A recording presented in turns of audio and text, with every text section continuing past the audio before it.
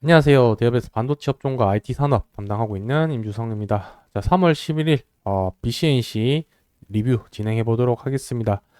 자, 23년도 잠적 실적이 발표가 되었는데 실적이 지금 좀 저조하게 결과가 나왔는데도 불구하고 주가가 계속해서 조금씩 우상향하고 있는 그런 흐름을 보이고 있습니다. 거기와 관련돼서 오늘 실적과 주가 흐름에 대한 이야기를 한번 좀 해보려고 하는데 한 10분 정도 여러분들과 함께 투자에 필요한 포인트들 한번 말씀드려 볼 테니까 좋아요, 구독 한 번씩만 눌러주시고 영상 시청해 주시면 감사하겠습니다. 자, 먼저 실적이 어떻게 발표가 되는지 한번 같이 확인을 해보면서 넘어가도록 해보겠습니다. 자, 먼저 실적 한번 좀 보시게 되면은 20년도부터 해서 22년도까지 계속 꾸준한 좀 성장세를 보이고 있다가 23년도 때 매출액이랑 영업이익이 좀 큰 폭으로 감소하는 그런 흐름을 보이게 되었습니다. 그래서 일단은 이렇게 실적이 되게 안 좋게 나온 이유에 대해서 이제 회사 측에서 공식적으로 공시로 발표한 내용 같은 경우는 무엇이냐면은 반도체 그 침체로 인한 매출 감소와 영업이익 감소라고 이렇게 좀 발표를 했습니다.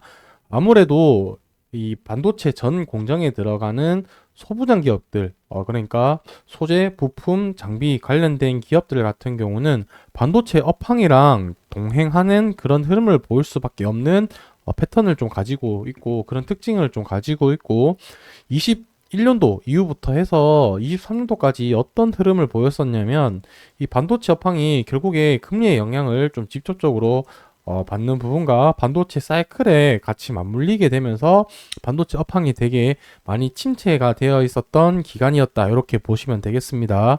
금리가 이제 인상을 하게 되면은 반도체 같은 경우는 전방 산업에 대한 투자에 대한 그런 수요 그리고 제품에 대한 수요가 줄어들게 되고 후공정이 아니죠.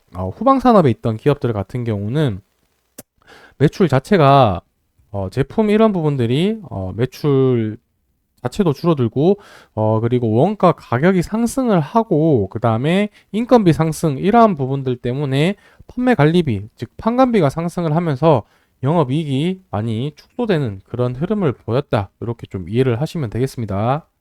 그리고 이제 BCNC 같은 경우는 이제 반도체 전 공정 중에서도 그 합성코츠를 만드는 제품을 만드는 회사다. 그러니까 전 공정 중에서도 식각 공정에 해당하는 제품이 이제 들어가는 거고, 좀 더 나아가서는 이 메모리 쪽에 낸드 쪽에 공급하는 부품이다라고 이해를 해 주시면 되겠습니다. 그렇다는 것은 결국에 이 낸드 사업과 이 BCNC의 매출이 직결적으로 좀 연관되어 있다. 이렇게 좀 생각을 해 주시면 좋을 것 같고, 어쨌든 메모리도 그렇고, 낸드 쪽도 그렇고, 23년도 10월달 이후부터 바닥을 찍고 지금 회복 단계에 있는 그런 국면에 있다라고 보시면 되겠습니다.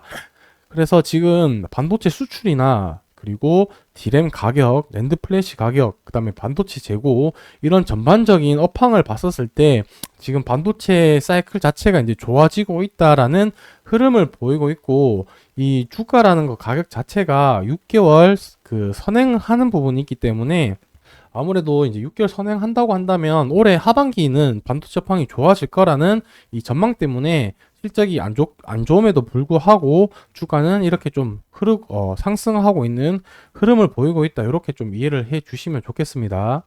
자, 그리고 추가적으로 반도체 업황이 좋아지면서 BCNC가 수혜를 받을 수도 있겠지만 플러스 알파로 더 중요한 부분이라고 생각이 드는 부분은 무엇이냐면은 지금 랜드 같은 경우도 반도체 메모리 디램 같은 경우는 이제 점점 작게 만들어지고 있는 상황이고 랜드 같은 경우는 이제 고도화 높게 쌓는 그런 흐름을 좀 보이고 있죠. 자, 그러한 과정 속에서 공정 작업의 스텝 수라고 해야 될까요? 이 거쳐가는 단계가 점점 많아지게 되고 거기에 사용되는 소모품 관련된 부품들 같은 경우도 이전 대비 사용량이 많이 늘어나게 되는 그런 흐름을 보이고 있습니다.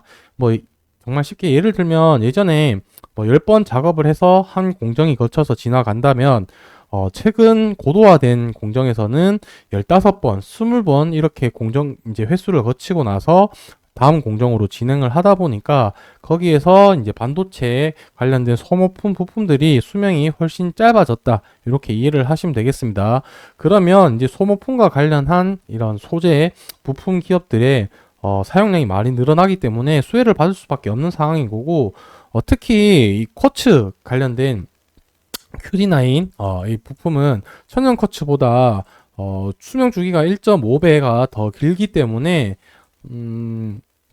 가격을 1.5배 이상 값어치를 하지 않냐 이렇게 좀 생각을 하고는 있습니다. 왜냐면은 이 소모품을 교체를 할 때 공정에 생기는 로스 이러한 부분들이 1대1 대응하기는 좀 더 어렵기 때문에 좀 더 사용을 하게 된다면 그 시간만큼 생산량이라든지 사용량, 제품, 매출 이런 부분들을 비교했을 때는 훨씬 더 높은 부분이기 때문에 공장 가동률을 좀 더 높이는 부분이 유리하기 때문에 아무래도 천연 쿼츠보다는 그 수명 기간이 조금 더 긴 합성 쿼츠를 사용할 가능성이 좀 더 높다. 이렇게 좀 생각을 해 주시면 좋겠습니다.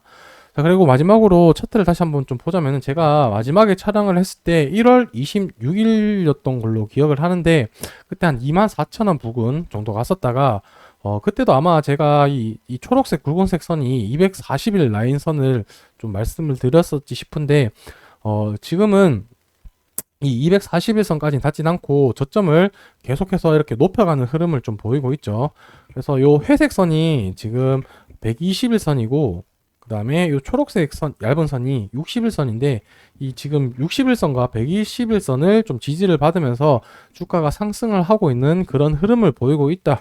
이렇게 좀 보시면 되겠습니다.